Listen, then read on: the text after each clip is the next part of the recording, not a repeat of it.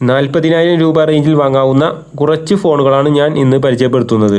ആദ്യമായി പരിചയപ്പെടുത്തുന്നത് വിവോയുടെ ഒരു അടിപൊളി camera ഫോണായ Vivo V30 Pro 5G എന്ന ഫോണാണ്. മീഡിയാടെക് ഡൈമെൻസിറ്റി 8200 ആണ് ഇതിന്റെ പ്രൊസസ്സർ വരുന്നത്. 120 ഹെർട്സ് റീഫ്രഷ് റേറ്റോട് കൂടിയ 6.78 ഇഞ്ചിന്റെ full HD+ AMO LED display ആണ് ഇതിന് വരുന്നത്. മാത്രമല്ല 2800 നിറ്റ്സ് ആണ് ഡിസ്പ്ലേയുടെ പീക്ക് ബ്രൈറ്റ്നസ്. ആൻഡ്രോയിഡ് 14 ബേസ് ചെയ്തിട്ടുള്ള ഫൺ ടച്ച് OS-ലാണ് ഇത് പ്രവർത്തിക്കുന്നത്. ഇനി ക്യാമറയുടെ കാര്യം നോക്കുകയാണെങ്കിൽ ബാക്ക് സൈഡിൽ 3 ക്യാമറയാണ് വരുന്നത്. 50 മെഗാ പിക്സലിന്റെ മെയിൻ ക്യാമറ, 50 മെഗാ പിക്സലിന്റെ വൈഡ് ആംഗിൾ ക്യാമറ, 50 മെഗാ പിക്സലിന്റെ പോർട്രേറ്റ് ക്യാമറ എന്നിവയാണ് വരുന്നത്. ഫ്രണ്ട് ക്യാമറ വരുന്നതും 50 മെഗാ പിക്സലിന്റേത് തന്നെയാണ്. ഇനി ബാറ്ററി കപ്പാസിറ്റി നോക്കുകയാണെങ്കിൽ 5000 mAh ബാറ്ററിയാണ് ഇതിന് വരുന്നത്. ഇനി അടുത്തതായി വരുന്ന നല്ലൊരു ക്യാമറ ഫോണാണ് Xiaomi 14CV എന്ന ഫോൺ. സ്നാപ്ഡ്രാഗൺ 8s Gen 3 പ്രൊസസ്സറാണ് ഇതിന് വരുന്നത്. 120 ഹെർട്സ് റീഫ്രഷ് റേറ്റോട് കൂടിയ 6.55 ഇഞ്ചിന്റെ AMO LED ഡിസ്പ്ലേ ആണ് ഇതിന് വരുന്നത്. ആൻഡ്രോയിഡ് 14 ബേസ് ചെയ്തിട്ടുള്ള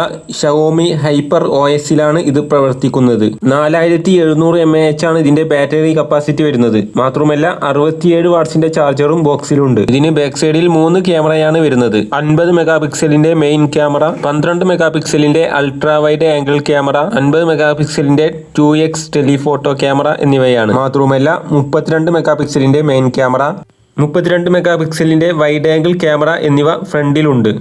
ഇനി പെർഫോമൻസിന്റെ കാര്യം നോക്കുകയാണെങ്കിൽ അത്യാവശ്യം നല്ല ഗെയിമൊക്കെ കളിക്കാൻ പറ്റിയ ഒരു അടിപൊളി ഫോണാണ് iQ Neo 9 Pro 5G എന്ന ഫോൺ. സ്നാപ്ഡ്രാഗൺ 8 Gen 2 പ്രൊസസ്സറാണ് ഇതിന് വരുന്നത്. 144 ഹെർട്സ് റീഫ്രഷ് റേറ്റോട് കൂടിയ LTPO AMO LED ഡിസ്പ്ലേ ആണ് ഇതിന് വരുന്നത്. ഡിസ്പ്ലേയുടെ സൈസ് വരുന്നത് 6.78 ഇഞ്ചാണ്. മെയിൻ ക്യാമറ വരുന്നത് 50 മെഗാ പിക്സലിന്റേതാണ്. 5160 mAh ആണ് ബാറ്ററി കപ്പാസിറ്റി വരുന്നത്. മാത്രമല്ല 120 വാട്ട്സിന്റെ ചാർജറും ബോക്സിലുണ്ട്. OnePlusന്റെ ഫോൺ ഇഷ്ടപ്പെടുന്നവരാണെങ്കിൽ OnePlusന്റെ ഒരു അടിപൊളി ഫോണാണ് OnePlus 12R എന്ന ഫോൺ. സ്നാപ്ഡ്രാഗൺ 8 Gen 2 പ്രൊസസ്സറാണ് ഇതിന് വരുന്നത്. 6.78 ഇഞ്ചിന്റെ Pro XDR ഡിസ്പ്ലേ ആണ് ഇതിന് വരുന്നത്. ആൻഡ്രോയിഡ് 14 ബേസ് ചെയ്തിട്ടുള്ള ഓക്സിജൻ OS-ലാണ് ഇത് പ്രവർത്തിക്കുന്നത്. 5500 mAh ആണ് ബാറ്ററി കപ്പാസിറ്റി വരുന്നത്. ഇതിനോടൊപ്പം 100 വാട്ട്സിന്റെ ചാർജറും ഉണ്ട്. മെയിൻ ക്യാമറ വരുന്നത് 50 മെഗാ പിക്സലിന്റേത് തന്നെയാണ്. ഇനി അടുത്തതായി വരുന്ന ഫോണാണ് Realme GT6 എന്ന ഫോൺ. അത്യാവശ്യം നല്ല ക്യാമറയും പെർഫോമൻസും ഉള്ള ഒരു ഫോണാണ് ഇത്. സ്നാപ്ഡ്രാഗൺ 8s Gen 3 പ്രൊസസ്സറാണ് ഇതിന് വരുന്നത്. 120 ഹെർട്സ് റീഫ്രഷ് റേറ്റോട് കൂടിയ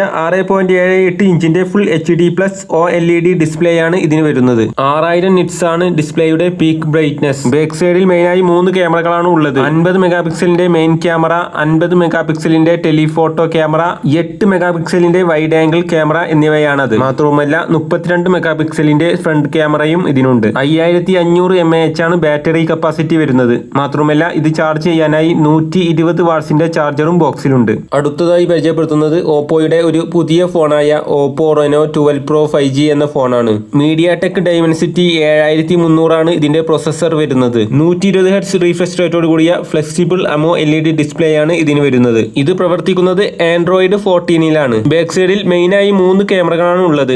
50 മെഗാ പിക്സലിന്റെ മെയിൻ ക്യാമറ, 8 മെഗാ പിക്സലിന്റെ ultra wide angle camera, 50 mega പിക്സലിന്റെ ടെലിഫോട്ടോ ക്യാമറ എന്നിവയാണ്. മാത്രവുമല്ല 50 മെഗാ പിക്സലിന്റേതാണ് ഇതിന്റെ ഫ്രണ്ട് ക്യാമറ വരുന്നതും. AI ഇമേജ് എർസർ എന്നത് അടുത്തതായി വരുന്ന ഇതിന്റെ ഒരു പ്രത്യേകതയാണ്. ഇതിന്റെ ബാറ്ററി കപ്പാസിറ്റി വരുന്നത് 5000 mAh ആണ്. ഇത്രയൊക്കെയാണ് ഇന്നത്തെ ഈ വീഡിയോയിലൂടെ പറയാനുള്ളത്.